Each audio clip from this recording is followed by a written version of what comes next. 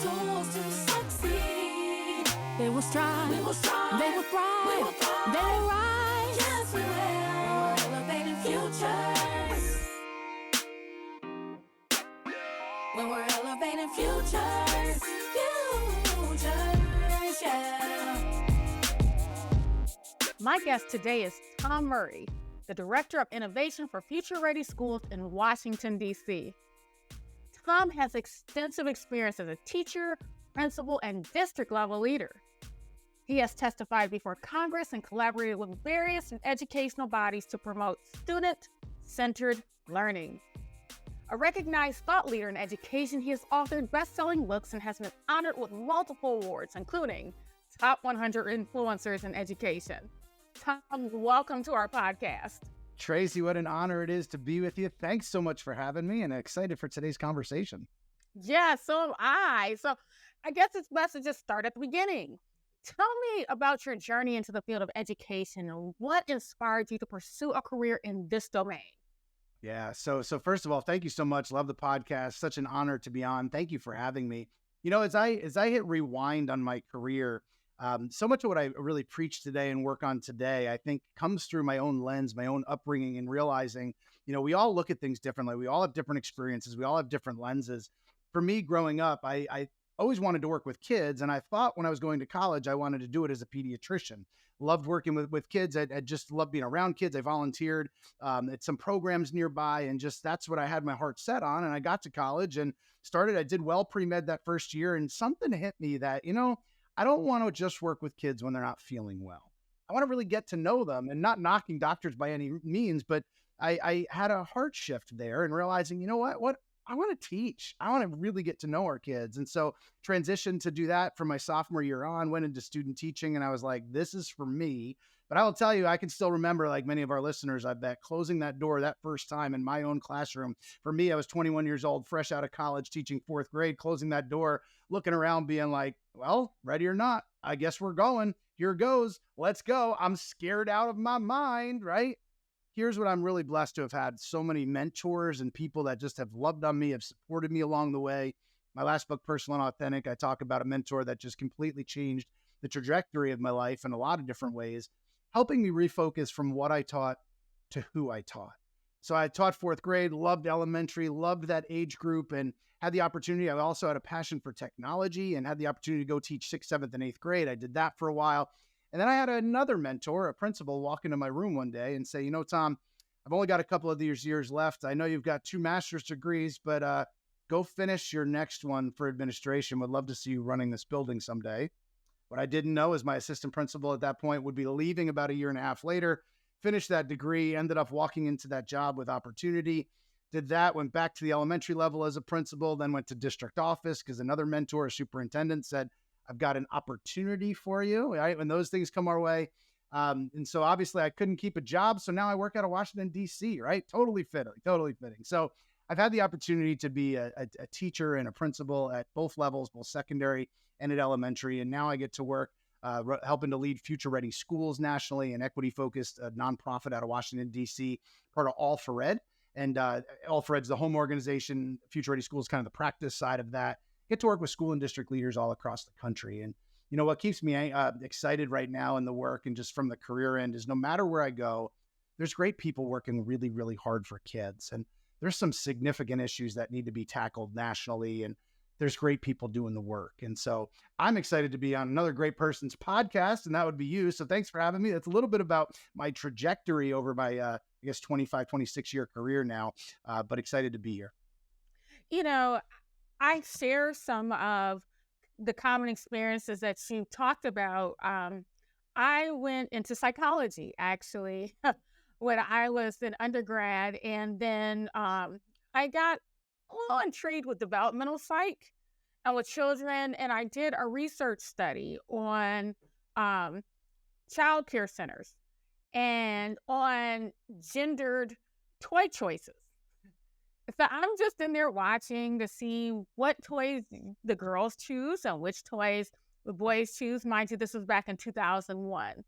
And I stumbled into my mother's Head Start classroom.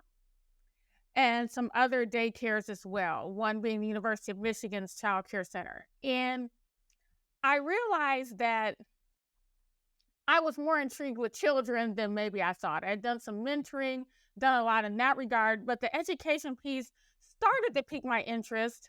Not enough to go to school for it right away, but enough to become involved.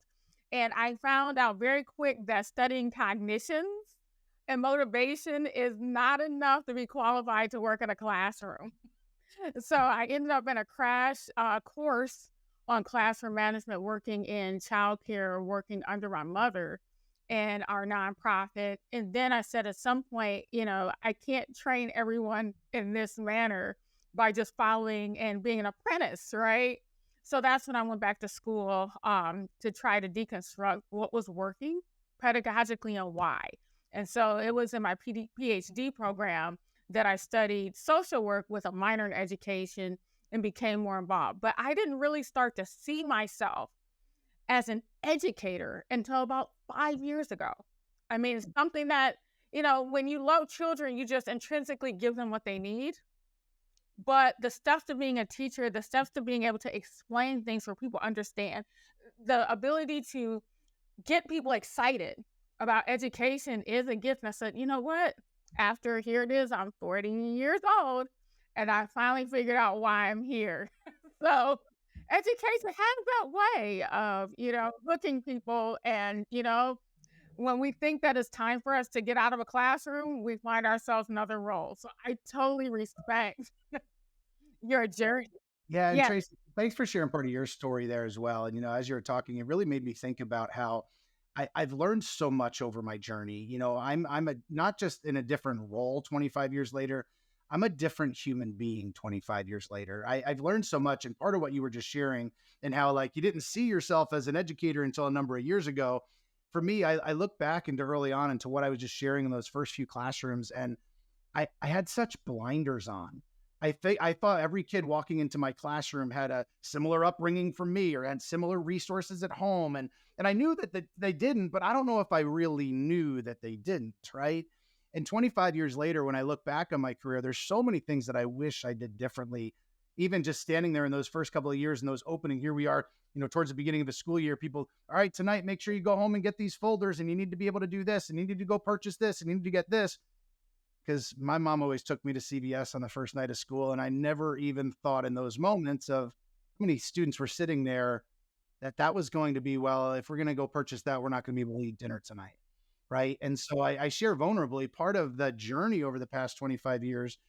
I've become a different person in the way that I see the world, trying to remove some of my own blinders in life of things of just my own lens each day, and things that I'm just much more attuned to today that maybe weren't really on my radar, but needed to be 25 years ago. Well, I think that probably has been integral in you moving into systems work, having that understanding and that sensitivity to all of the stakeholders that participate in our education system. And so, being the director of innovation for Future Ready Schools, tell me about the key priorities and initiatives you focused on to support schools and districts, given that empathy that you now you can pull right off your fingertips, where in early years it's kind of, we were aware, but not really aware of the magnitude. So how's that informed your work with Future Ready Schools, and how has it shaped your priorities and initiatives? Absolutely. So first, again, if people want to check out futureready.org, part of a nonprofit called All for Ed, again, an equity-focused organization. And so leaning from, I shared just a few moments ago, moving from what I taught to who I taught shows some of the difference in how I would have answered this question 20 years ago. Would have dove into the math skills and the reading skills and the writing skills. And listen, that's all really important stuff. It certainly is. But the who matters to me first. And so when I look at from a Future Ready School lens, and we could talk about this for hours, so I'll break it down into just a few minutes here, really helping school districts to lead innovative change and transformation in a sustainable way. Today, district and school leaders have just so many pressures from the outside, political pressures, budget pressures, just pressures to meet certain marks, and from an accountability end to get to certain spots, really supporting school and district leaders with a framework that's evidence-based for change.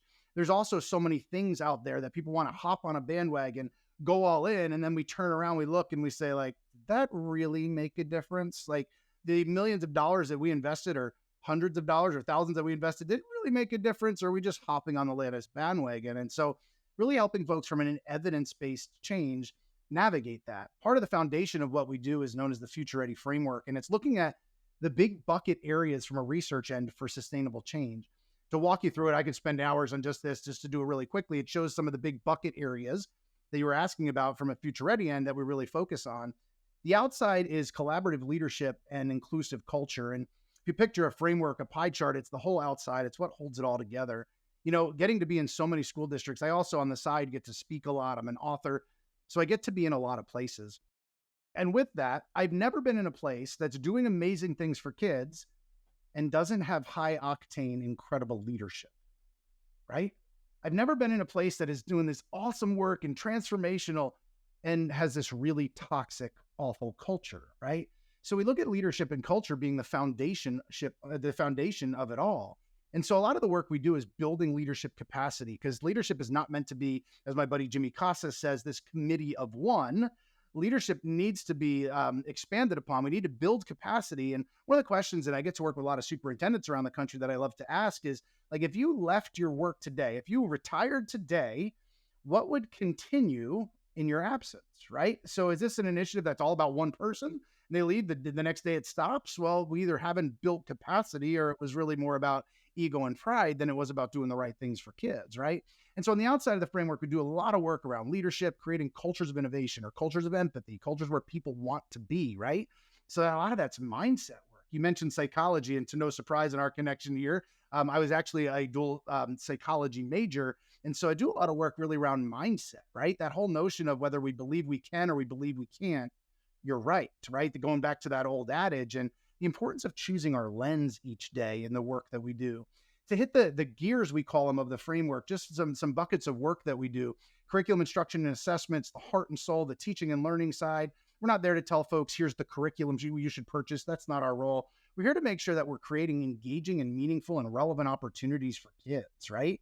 If our kids continue to ask, why are we learning this? Why are we learning this? That's a sign of one or two things. Number one, in my opinion, they're not connecting the learning to the overall why, the purpose, the connections to the world, and our brain questions, like, what's the point of this, right? Or number two, maybe it's a great question, right? Maybe we need to be really looking at some of the practices and things we have been learning to make sure that it's helping preparing kids for a new world infused with AI and just all the changes in workforce and all that stuff. And we do a lot there too. Another piece is personalized professional learning. We don't call it professional development. We're not mad if you're listening. We're not mad at you if you do. But look at any research on the phrase professional development, and you know what people think about? Sit and get one size fits all, hours-based approach. You know what doesn't work?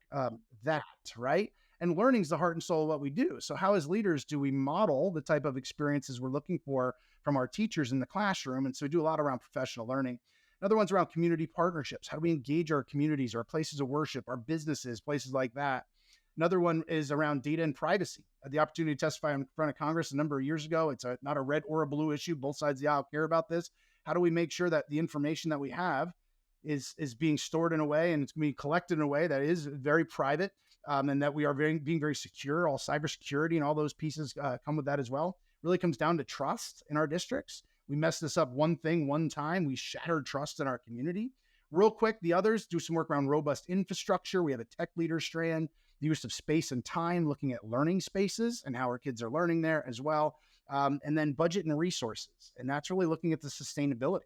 You know, we've had ESSER funds starting to be gone at this point, and how our districts, as we're moving forward, making sure things are sustainable. We have a variety of things in flux. And so the framework is really the foundation for future ready schools. We'll do a lot of in-person events, virtual events, workshops, and things that are free. I encourage folks to check out futureready.org, but lots of things that we can do and lots of supports that we have to really have a consistent vision to help the school districts build their vision, unique for their community, but making sure that it's relevant for today's modern learners. Wow. So I think it's very nice that you have the in-kind or those affordable or those free workshops for people to look at on your website. However, I also want to go back to your point about districts who often see a new initiative that seems to be moving, have a lot of momentum, It seems exciting, and then the initiative is gone, and there isn't much to show for, right? So, how do you assess if a district is really ready for your model? Sure. So great question. Number one, can point you to another free resource for that. We actually have a readiness assessment. If folks go to dashboard.futureready.org, it's the one tool that was recommended by the U.S. Department of Education. That's a non-Department of Ed tool to help assess their readiness. It asks them a variety of questions, really looking at the key areas of the framework that I just shared. And so districts can leverage that, get some feedback, and look at, are we ready for some of these pieces? Because to your point, if, for instance, we buy all, and we saw this during COVID, we buy all these devices, but our infrastructure wasn't ready to handle that. We buy all these devices, but we haven't talked about privacy in a few years. What's going on with that? Or our curriculum's not ready to support it. So there's actually a free tool to help districts support that. There's a free tool that they can use to be able to do that. I think another thing that districts can do, and it's not a new concept at all, but the importance of running a really solid pilot, getting feedback from teachers, getting feedback from students, feedback from families to say, is this something that we really want to invest in? It really comes from my belief that every dollar we spend comes out of somebody's pocket somewhere, right? So we've got to do a good job, and that goes back to trust. And we've got to do a job in making sure that the things that we are buying, that we're doing a really good job to make sure it's things that people actually want and people actually use. Walk around schools, open up closets. How many smart boards do we see on carts? How many things do we see technology oriented that's been invested, that's sitting in a closet somewhere? We've got to be really conscious of that. And so I think making sure we're running some really solid pilots and getting feedback from the people that are going to be using it of, is it worth the investment? Are we doing this well? And then working hand in hand with the company to make sure that we have the professional learning to do it well. Professional learning is that vehicle for change. And part of what's a challenge is your staff changes every year, even if it's only a handful of people. And so we get that turnover each year. How are we making sure the people that are coming in, we can't look at it and say, oh yeah, we trained everybody on that 4 years ago. And then people in the past 4 years that have been hired don't even know it exists, right? It also comes down to going back from a framework. You can see how all these pieces interconnect, the sustainability of things. Sometimes we're paying for resources that people aren't even using. Maybe it's a professional learning issue. Maybe they don't even know that they have it or that it exists, but we need to make sure that we're using every dollar well, because that comes down to trust in our communities. Another thing related to readiness is staff buy-in. And you spoke to the importance of piloting and, contingency management. But can you talk a little more about how you were able to get stakeholders and staff excited about this work in the early years? Because oftentimes our staff, teachers are very skeptical because it's like, okay, here's a new idea. We're trying to balance these demands over here. How long is it going to last? What kind of conversations? How did you facilitate those conversations? How did you get people motivated and excited about this work? Yeah, great question. The first thing I'll say is I think educators have a right to be skeptical at times, especially when we're saying, hey, we're going this direction this year. We dump all this money and then, all right, now we're going this direction this year. And then all of a sudden now we have a new superintendent. So we're going this direction over here. And it's why you often hear, well, like, I'm just going to wait this baby out because I'll get a new leader another year and it's going to change to something different anyway. That comes from, there's some truth there in a lot of organizations, not everywhere, but that's part of the reason that we're focused from a Future Ready end on leadership and leadership capacity. To answer your question directly, with one of the quotes that I have from my last book, Personal and Authentic, is without a connection to the why, learning is easily stifled, right? And I rate that from a student point of view, as I was sharing earlier, but I believe the exact same thing is true around professional learning. Hear me out for a moment. I think a great example of this actually happened during COVID, right? We've offered ed tech solutions, ed tech workshops forever. I want you to think about what happened if you're listening to this during COVID, when all of a sudden, pretty much overnight, we had to pack things up in schools and all of a sudden do things virtually. All of a sudden, overnight, folks became completely connected to Zoom, to Teams, to whatever platform you want to use, and they figured it out pretty much overnight, right? Now, here's why I share that. There was a perfect why there. People realize instantly, if I don't learn this, I'm not going to be able to connect with my kids. That's not an option. So I'm going to do whatever it takes to learn this software, learn how to do this online, was it perfect? No, of course not. But the why was there. Without it, I can't connect with my kids. So educators, to their credit, all across the country did whatever they needed to to figure it out to connect with their children. Why? Because the why was so large. Without it, we can't connect with our kids, which shows you that things can transform pretty quickly if people buy into the why. If I see that why, I'll give you a quick example of everyday life of just being vulnerable. I'm open to just my own vulnerability, and then I'll connect it really back to your question. Somebody that travels, I'm on the road all the time. I often eat unhealthy all the time. I put on a few extra pounds quite often that I try to get rid of. And I'll make every excuse in the book as I travel, as I go. I know what I need to do. I know what I should do. I should choose that salad over that cheesesteak at the Philadelphia airport while I'm there, right? I know what I need to do, but I come up with every reason. Well, it's kind of, I don't feel like doing that today. I want to do that. However, if somebody, and I know this sounds like a crazy thought, if somebody in turn said, Tom, your children's life depends on it in the next 3 weeks, I would do whatever it took to make sure it happened. Why? Because my why is so large that it's a non-negotiable. And so to answer your question on both of those examples, when the why is large enough, people will do it. People will want to do it. I think people are tired of the, hey, here's the next solution. Here's the next solution. Here's the next solution. Here's the next solution. Just trying. And then they're running, they're trying, they're running. They get like this initiative exhaustion, right? And I think when that's the case, it's understandable that that in those moments that they're skeptical. I get that. I do. So to me, it brings it back to the why. How does this benefit kids? Let's show from kids. Let's hear from kids. Because when teachers see that it's going to help their kids, they're going to buy in. If they look at it of like, what is this going to do? How does this going to benefit me? That's a good question to ask, because they're always feeling like they've got so much on their plate, which they do. There's so much that they're trying to do, which is absolutely real. So show them why it's going to be an investment in their time, why it's worth their time, effort, why it's worth the finances of the districts. That has to be the starting point. Too often we start with the what. And I'm starting to actually refer to like Sinek's golden circle, right? Here's the what. This is what we're going to buy. This is how it works. And oh yeah, this is why you should use it. And people have been skeptical in the first, hour of the presentation, being like, I already have enough stuff. I don't need more stuff to do. Where if we flip it. So here's a piece of advice. There's amazing power in storytelling. There's amazing power in the connections that happen with the brain, right? There's amazing power in storytelling with children, right? And so if we can capture the why, hearing from kids, if I started with something and the first 10 minutes was hearing from children on how it helped them and why it was beneficial and how it helped them learn and how it helped them engage and how it helped them, and that's how I start, I'm not saying every teacher is going to buy in. I don't think I've ever had a case ever that every person was like, we're all in, we're all in. That's human nature. When you pull that many people together, everybody's got their own different experiences, right? But when we start with storytelling, when we start with the why, when we start with impact on kids, the educators that I know, great educators around the country, when we start with that why with kids, they're going to be more open to it, right? And so not making it about a person, not making about just a piece of research out there, although that's really important. Start with kids. What's the impact on kids? And to me, that's the starting point related to that. That is great.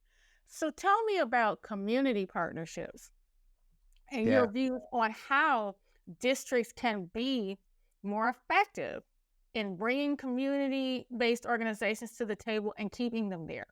Absolutely. And there's so many facets of community, right? And what I love related to this is I get to see a lot. I was just in California last week, and I worked with a whole bunch of pretty rural districts, right? And what a community looks like in a rural district. And I've worked with districts where the admin's like, I am the superintendent. And by the way, I'm also the high school principal. And I drove a bus last week, right? What a community looks like in a rural community. And by the way, there's some of the greatest communities in America. Also, it's gonna be a little bit different than some of the urban districts. I was just in Santa Ana a number of months ago, one of the largest districts in California, heavily urban. And what's the community look like there? So when you look at from a Future Ready and the community partnerships gear, I would say it's really anything on the outside of these walls that can benefit kids. So on one hand, let's look at businesses, right? And it can't always just be the like, give to us, give to us, give to us. Like partnership really shows it's a two-way street, right? So I'm thinking about a buddy of mine who just retired, Mike McCormick, is former superintendent now in Valverde in California. One of the things that he did that I love, he brought in, and it's a good sized district. I believe they've got, I want to say almost 30,000, 25,000 kids, somewhere in there, good sized district. He brought in, he brought in about 200 community partners, people that were running businesses, people from the hospital, people from places of worship, brought them all in and said, we've got your next 25,000 employees. What do you need? What are we missing? What does our community not have in terms of skills? What are you finding that you're having to retrain our graduates over and over? And he started there. And what came out of it is some amazing workforce development pathways and true partnerships with the hospital, partnerships with the police force, partnerships with what kids were interested in throughout their community. And guess what? Kids kind of stopped asking if they're learning to be an electrician. They stopped kind of asking a lot of the, why are we learning this? What I said earlier, when they're learning on something about code, because it's really blatantly obvious. If you don't know this, and in the electrician place, the place could burn down and lives could be lost. That's part of the why, right? And so in asking the community partners, what do you need? How can we support? They've created this incredible, they have a printing press now. You see, they used to outsource all that stuff. And anybody that's done anything with signs and jerseys and t-shirts know that that can be really expensive. Well, guess what? It's now all in-house, student design, student run, students work the equipment. And now outside places are actually hiring them internally as a district. They're making over $1 million a year. It's incredibly sustainable. But now kids also have skills that they can go out and they can open up their own t-shirt shop if they want, open up their own printing press, go work for some of that. But it came from, here's a need, here's something we're outsourcing. Let's find a way that our kids can be trained to actually do it even better. But they partnered with places in their community that were doing that. And now as a district, they're saving money, they're making money, and kids have skills. I mean, that's what it's all about, is it not? Another place I heard about, this is one of the greatest examples I've ever heard. And I would love to know the district. I've got a research of the district. It was an article I read about a month ago where a school district in Texas were building a new high school. And what they built in the high school was they built retail space. I'd never heard of that before, but guess why they did it? So that the students could run businesses, the students could work in businesses as part of their high school pathway, entrepreneurship, and all the different things that they were doing. And guess what it did? Now we also have businesses that are renting from the district, and the cost came down because places are now paying rent related to it, and kids are getting skills all on their high school campus. Now they don't have to even drive across town. There's a whole bunch, and I don't know the exact number of districts, the high school in Texas, I'm sure people can Google it. I wish I knew the top off the top of my head, but that's a case where they're looking at it differently. They're partnering differently. And in doing those pieces, it's what an experience for kids, right? And so I think asking our community, because it's our community, it's our children, going to them and starting by saying, what do we need? What are we missing? When our kids graduate, what are we missing in our community? And the amount of businesses that turned and said, hey, if you're going to start up a class like this, we'll help you get started with some machinery. We'll help you get started with some pieces over here. And all of a sudden they had some really great partnerships. And now a lot of those businesses are also looking to hire graduates. And what family doesn't like that? And by the way, either side of the aisle is saying that's a great thing for kids. And so with that, it gets me fired up and excited, if you can't tell. Well, I mean, it is an amazing concept, and especially the entrepreneurial piece, because there are some children who don't necessarily want to go the traditional work route. And so it lends that flexibility for children, no matter who they are, no matter their intelligence type, to see themselves in the curriculum. And then also to benefit financially, specifically for children who come from environments where they have a significant financial need. To be able to go to school, to work there, and be compensated there is also an amazing concept, which also I believe strengthens our economy, because young people, unfortunately, most of them spend the money and consume just as soon as they earn it. So I think there's that piece as well. Yeah, Tracee, another example of that. I've got to give Cajon Valley School District in California another shout out. In both Valverde and Cajon Valley, very high levels of need. This isn't your suburban, primarily white district. This is a very diverse, lots of dozens of languages spoken, very, very high need. And then speaking about that, Cajon Valley does one of the best jobs related to workforce that I've ever seen. Starting in kindergarten, they use the RIASEC framework. And the RIASEC framework is a kind of a self-discovery framework where kids learn who they are as an individual. And the reason I thought to share that was to your point of, are kids able, whether it's financial needs or whatever it might be in the home, how do we help kids be able to visualize and see what's possible in life if they don't understand it or get to see it from home, right? I recognize that in my own privilege, in my own world, the conversation for me growing up was always when you go to college. But I recognize for so many kids that I served, that was a blinder I had to remove and say college was be a first time thing for a lot of the kids that I taught. How did I get them to see that you can belong there? You can go there. That's a opportunity for you if you want.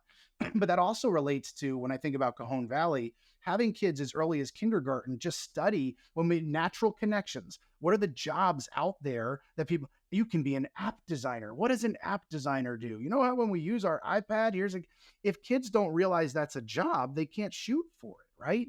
So how can we turn kids on and get them excited about all the different things that they want to do in life related to who they are as a learner? This isn't about we need X number of electricians, so all of you have to go in this. That's not about that at all. It's what do you love to do? What are you passionate about? Who are you as a learner, as an individual? And by the way, if that's who you are, here's also 75 different careers that we should explore. And I'm not just talking about senior year before I go to post-secondary. They're starting in a district like Cajon Valley in kindergarten, just so kids get excited about and learn about all these professions. How do they help us? What do they do? You're into service. You like helping other people. Look at all these different professions. So by the time that they graduate, some of them are saying, you know what? I want to go into the military. It's exactly what I do. I want to start my own business. That's exactly what I do. I want to go to a 4-year college and I want to major in this. But they have a better opportunity as opposed to they graduate, they're really quote unquote well-rounded and they have no idea what they want to do in life. And then they happen to take out $200,000 in debt. And now they're leaving being like, what do I want to do in life? And then we wonder where these problems come in, right? And so to help people discover who they are, not telling them who they are, discover who they are, discover what they love, discover what does that look like throughout work. And then kids being able to say, you know what, identifying, I'd much rather, like I shared how earlier I wanted to be that pediatrician. I'm really glad that I figured out that I wanted to work with kids in the way that I do, like before paying for med school, than going through it all and doing it, right? Taking it out and being like, it's not what I really want to do. And how many of this latest generation are kind of stuck in that? How do we help them explore and figure out who they are as a learner and their passions, their interests, and their strengths, like I write about in Personal and Authentic, my last book, to be able to explore those things so that when they go off, they have a much better idea and understanding of what's possible, even if they're not seeing it at home. Wow. Well, speaking of younger learners and community partnerships, can you speak to your work related to social service engagement? Because oftentimes students come to school with needs, and schools are not necessarily equipped to handle all of those additional needs. So tell me about your work in that realm and your thoughts. Yeah, it's such a deep question because you want to talk about areas that schools are tremendously under-resourced. And I will say, just in my own experience, as I look around, when we look at our social workers, when we look at our school psychologists, when we look at community partnerships related to a lot of that, many times it's your suburban wealthier districts that have far more folks on staff and your urban or less affluent districts that have far less in staff because of budgetary constraints. And I don't want to say the need's always higher in one than the other, but a lot of times those needs aren't able to be met there. And so on our end, I think part of what we do at Future Ready, and we also have a focus really on SEL, the social emotional learning side, as well as mental health. And that's for students and for staff there as well. And so I think it's helping folks focus on not just the academic, the math, the reading and the writing, but the social emotional side as well, right? At the end of the day, if a student graduates with some perfect GPA and all these full scholarships, but isn't doing okay here and here, like, are we proud of that? Are we not? Do we miss something? Right. And so I think it's educating on that whole child piece, not just the academics, and making sure that that stays in proper priority. You see, part of the reason I look at things the way that I do is because I have my own children, my own daughter and my own son. And when they come home from school each day and I look at them and have a conversation, of course I care about how they're doing with reading and math. Of course they do. But ask any parent in the country if they care about their child's well-being and mental health. And to me, that's at the top priority for, if not all, most parents, right? Not to say the other stuff isn't important, but we need to prioritize it first and foremost in our schools.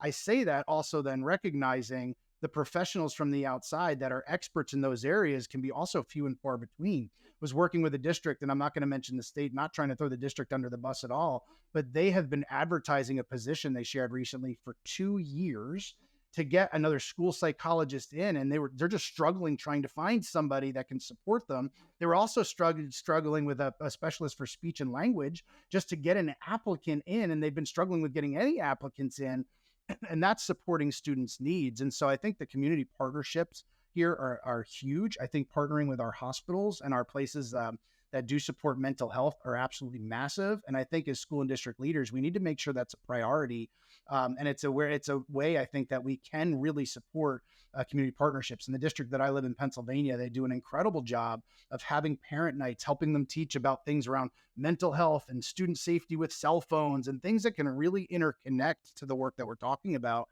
Because I really believe personally there is a mental health crisis in our country, and it's not just student related. And so I think that the next conversation, the flip conversation, becomes the how do we also support that for teachers as well? Because we can't pretend that teachers walk in a given day, drop all their baggage and stuff at the door, and then are just this perfect person walking in with nothing on their hearts, nothing on their minds. Like they've lived through trauma and struggles as well. And so as school and district leaders, how do we recognize that? And I think the other piece to all of those things, when we talk about the SEL side, in my book, Personal and Authentic, I talk about it, the hidden stories within. And with that, how do we also make sure that going back to the mindset piece, the culture piece, that when we know that there's issues there, we know that there's struggles there, that we're not also simultaneously lowering the bar and lowering our expectations. Because if we're doing that at the same time, we're now part of the problem and a big part of the problem. And so I think it's high expectations, but some more love, some more empathy, some more resources where needed as well. I could go on and on about that. That's a passion area for me. And I think from a Future Ready end, it's supporting mental health, supporting wellness, supporting the fiscal sustainability, and making sure we're prioritizing those folks that are there in those fields there as well. And at the end of the day, going back to why, because our kids, it goes beyond the reading, the writing, and the math. And unfortunately, our schools are forced to deal with so many society issues and mental health and poverty and some of the impacts of all those different pieces then fall on our doorsteps. And we've got to deal with them. But when we talk about loving and caring about kids, that's certainly something that comes front and center. Absolutely. Let's transition into your work at the federal level. You testified before Congress and collaborated with a number of governmental bodies. Tell me, what has been your proudest accomplishment in doing that work, and what was your biggest lesson? Ooh, that's a good question there. So I want to give a shout out to our policy team at All for Ed there as well. We have a whole slew of folks that work on federal level policy, state level policy. They're brilliant. They're incredible. And that's a whole other access to the work there. And I want to give them a shout. They're doing the policy work pretty much on a daily basis. When it comes to the federal side, you referenced testifying in front of Congress and all those pieces. I would come down to say, our work at Future Ready, we with the U.S. Department of Education back in 2014, launched Future Ready Schools. President Obama helped launch that at the White House with us, and it was really focused around access and opportunity. And so I believe that part of I'm always hesitant to say here's my accomplishment, because there's nothing in life that I've done that's been solely by myself and had people get there. So I would say from our end, the ability to raise awareness on things like home connectivity and who are the students that don't have the connectivity, that's been a huge piece to really pushing that. Our ability to build this network of thousands of school districts to support transformation, to support innovation, but yet keep the level of need of students front and center. As an equity-focused organization, raising awareness around connectivity, raising awareness around poverty, raising awareness about making sure that some of the assumptions that we've often have that have left those kids behind, or some of those structures that have really marginalized some of those groups, really can be broken down and need to be broken down to support them. And so I'm proud of our team for the work that we do, the partnerships that we've built, the awareness that we've built, the resources that we've built to support teams, to support school and district leaders so that they can then do the work that needs to be done. I guess I'd say one of our proudest accomplishments, going back to, again, is raising the awareness and having our names, not as individuals, but as an organization, put out by the FCC, put out by folks that when they're getting additional funding, millions and millions of dollars in additional funding that we helped advocate for to support students that need it most. And so don't list that as a Tom Murray accomplishment, because it's not. But I'd say Future Ready and All for Ed is really proud to work for my home organization because of some of those pieces there as well. Well, working with the federal government, what has been one of your biggest lessons? Oh, that's right. You asked me that, and I apologize. I skipped that piece.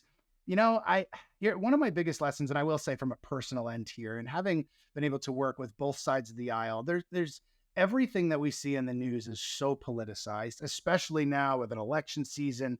it seems that everybody hates everybody. Everybody's always pointing the finger. You're either on one side or the other. The other side's evil. We could put all that stuff together. Having worked with both sides of the aisle, I'll say one of my biggest lessons is there's great people on both sides of the aisle. They believe what they believe because of their own lens, because of their upbringing.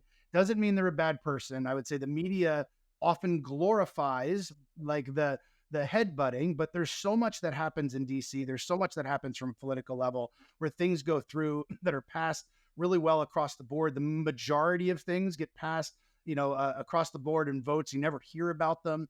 And I would say there's great people on both sides of the aisle doing really good work in what they believe. Is the nonsense there? Absolutely. I've seen it front and center. But don't just watch the news and judge everybody across the board and how that is. There's some folks that really, truly do care, that are there for the right reasons, that are trying to do the right work, that go to work every day. And we expect them to be experts in all things, in all areas, all the time. They really can't be. Part of it's why they have some staff, right? But at the same time, they're trying to do some great work. So on one hand, before you point the finger, give folks some grace, if you would, because they're trying to do some of the great work. And remember that as we talk about some of these folks, they do have families, they do have children that they love and care about, just like we all do about our own. And I would say before we kind of throw the stone or do that, looking in the mirror and saying, well, what can I do to help? If I disagree with this, what can I do to help? If this is an issue that I care deeply about, what can I do to help? As opposed to making sure those are the only folks that are doing it, because each of our voices really does matter. And I would say your advocacy really does matter. So no matter what side of the aisle you fall on listening to this, picking up the phone, calling one of your local representatives, writing your local representatives, be an advocate, because I will tell you, they really do. The vast majority of them, their offices really do care, especially if you're in their voting zones, they really do care. And so be an advocate for the things that you care about, that you're personally passionate about, no matter what that may be.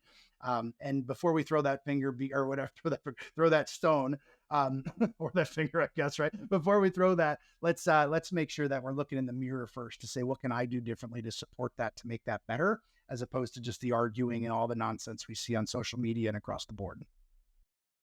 So speaking of solutions and engagement, there is overwhelming, I think, research showing that women are underrepresented in positions of leadership within the education system.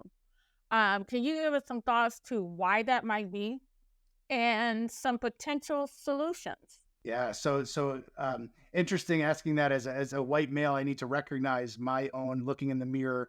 Are there opportunities that I've had along the way because of who I am or because of other areas there? And I'll tell you, it's interesting as well, because out of all of the bosses I've ever had, and when I was a teacher, all my principals, or even in the organization I currently work, I've worked for far more women than I have for men, which is a really interesting. I don't know if that's by chance, because I know the statistics that you're referring to, some of the glass ceiling pieces, even related disparities in pay. So I would say first and foremost is I'd love to hear from females and some of the struggles that they've had that maybe that I haven't had. Let me kind of change the question if I could.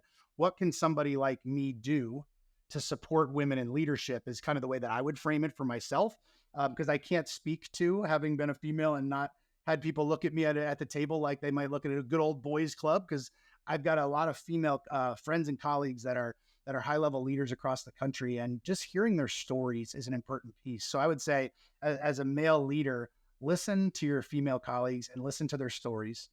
Ask them about some of their struggles. Ask them about things that maybe your lens is missing. And I shared earlier, very vulnerable. There's been so many times in my life when I was like, I can't believe I've been completely blind to that. And maybe it took something, or it took a situation, or it took a health issue, whatever it was, to change my lens. And so I guess as a male, the first thing I would say is making sure that we're listening, not listening to respond, but listening to understand, that we're listening to our female colleagues, that we're asking questions, that we're giving them a platform to make sure that their voices are represented. And as we look around the table, if there isn't a diversity in lens, a diversity in gender, diversity in race, we've got to be very conscious of that and recognize, well, then where are our blinders, right? And so the other piece that I would say is really being conscious of amplifying the voices of others. I did another podcast, a good friend, Sarah Johnson, and she gives shout outs to folks that amplify the voices of females. And so she does a great podcast on that. And she asked me to be a guest, which I was super honored on, because typically it's all female guests. And she asked me that exact question, because the premise of it was, Tom, you seem to do this well. How do you do it? So the other pieces that I would say, as an author, it's really important that it's not just my lens when I write a book. In the last few books that I've written, Personal Authentic, my last book, there's over 100 voices that were amplified. And I would say to me, it also goes beyond gender, which I think is really important, but to race and to other places as well. And it was an opportunity for me to amplify the voices of people that didn't look like me and people that saw the world different than I do. Not that one's better than the other. They're different, and they're fundamentally different, and recognizing that. And so I think another piece, another strategy isn't just to listen, but it's to make sure we're amplifying their voices, amplifying opportunities. The third piece that I would say is when it comes to leadership and even recruitment, I've seen a lot of districts when we think about leaders, and they'll put it out kind of in their normal nets, like, hey, here's a principal opening, a superintendent opening. They put it out in their normal nets of like, we post it here, we put it on Facebook, we put it on LinkedIn. If you always do what you've always done, you're always going to get what you've always gotten, right? Going back to that adage, there's a point where, and again, this is different level, maybe you're a school board member. How do we make sure that we're also actively recruiting diverse voices, diverse perspectives, not just saying, oh, I posted it and sorry, only 8 white males applied. They only applied, as opposed to, no, we need to actively recruit. What universities, what doctoral fellowships are we partnering with to saying, hey, we want diverse applicants to make sure that we get the best of the best, and a set of diverse lenses here that comes here. And so I think it's listening to understand, number one, amplifying voices, number two, and when it comes to actual positions of leadership, making sure that we're actively recruiting beyond some of our more normal ways of doing that. And so from my male perspective, that's what I would say to my male colleagues on something that I would say sometimes we need to switch our lens on that, and making sure that we are doing that, because the disparities when we look at pay, the disparities in position are very real, and every metric that we see out there. So I looking again in the mirror, what can I do in those roles to support that? Well, we appreciate your comments here and your support, because as a female leader, we need allies. We Yes. need people to speak out. And that actually leads to my next question. You've been named one of the top 100 influencers in education. So with the responsibility of that and the prestigious pride and being a winner of multiple awards, how can you use that platform to leverage and continue to drive positive impact? Yeah. So a couple pieces, and kind of building on things that I've said. Number one, any of those awards or those recognitions, they're all nice, but I will say it's never been solely about me. There's been other people that have supported me, opened up, amplified my voice along the way. And so I recognize all those pieces are well and good, and I certainly appreciate it, but recognize everything that I've done is truly a team effort, and that's really important. Number two, to your point, I really think it's building on what I was saying earlier of, I really believe when you have a platform, you have the moral and ethical obligation to amplify the voices of others. So let me give you a couple ways that I do that. One of the things that I love to capture are leadership minutes, and I share them out a couple times a week from just diverse perspectives. And so on social media, you will often see, if folks follow me on social media, I'll be bringing other voices standing side by side and say, Rosa, one of the things that I love that you talk about is digital equity. And tell us a little bit about why you're passionate about it and some of the work that's happening there. For a minute, they'll just give a quick synopsis. Here's kind of what we're doing. And by the way, check out this resource. And then being able to use my platform to leverage other voices are important. So if you read any of the books that I've written, if you check things out in those leadership minutes and so on and so forth, you will see a lot of voices that are different than mine, from experience, from race, from gender, and so on and so forth, are amplified. And so I really believe when your platform grows, and it's something I'll say that I've had to learn over the years, not something going back to 25 years ago that I thought at all about then, recognizing my voice is one voice. It doesn't always mean it's right. It's my perspective and how I've lived things, how I've grown up through things. How do I make sure that if I'm sharing things with an audience, it includes diverse perspectives from different upbringings, different experiences, because that's what's better for that's what's better for those that are listening, those that are engaging, and for your audience. And so really comes back to, we need to make sure that we have diverse perspectives. We have diverse circles in which we're learning from. If you're listening to this podcast, I encourage you to pick up the phone right now, scroll through your last calls that you've made for the last week. What do all those people have in common? What are the differences that you see? Are we ourselves learning from diverse perspectives, just people that are different in different ways from us, so that we can learn and grow and become better, so that we can see where our blinders are, like I mentioned early on, to pull some of those down so that we can ultimately do the work that we all need to do better by meeting people where they are. That is amazing. And that's going to lead to my final question. You spoke about diverse voices, and also acknowledging our privilege and engaging people who don't necessarily share our privileges. And so that brings me to parents. Yeah. What advice would you give to parents, and how can they become involved in systems level education work? Yeah, they're often the forgotten group, are they not? It's often, here's what we're going to do to you, or here's what we're going to inform you with, or we have to stop you at the door every day. And I get the whole school safety piece today. It's such a vital aspect. And for parents, number one, the thing that I'll recognize is you will always be your child's largest advocate. Let me say it again. You will always be your child's largest advocate. It does not mean that the people inside don't care about it at all. That's not what that means, but you will be your child's largest advocate. You also know what really works for your child. And so my encouragement to parents would be, number one, is keep it real, right? As educators, when we're working with parents and recognizing, just keep it real in the sense of, we know your kid's going to be a great kid. We get that, but every child has struggles in different ways. And don't be afraid to talk about some of those struggles so that they can support them in different ways, but also advocate for your child. And don't be afraid to do that. If you feel, for instance, that your child's not getting the support that they deserve, if you feel your child needs some additional testing because things just don't seem right and it seems like it's a huge struggle, be the first voice to say, hey, my child needs help, and continue to be that voice until you see the help that the child needs and deserves. I'd certainly start with the teacher. Sometimes in working with parents, sometimes they say, well, I'm going to email the superintendent. And it's, all right, let's back that down a little bit. Let's start with the teacher, because maybe, at what time they go to specials might not be the superintendent, like the example there. Start with the teacher and advocate there and build that relationship with the teacher. And I would say that relationship that the teacher should be building with you, try and build with them as well. And certainly if you need to get a principal involved or somebody else, I encourage you to do so if needed.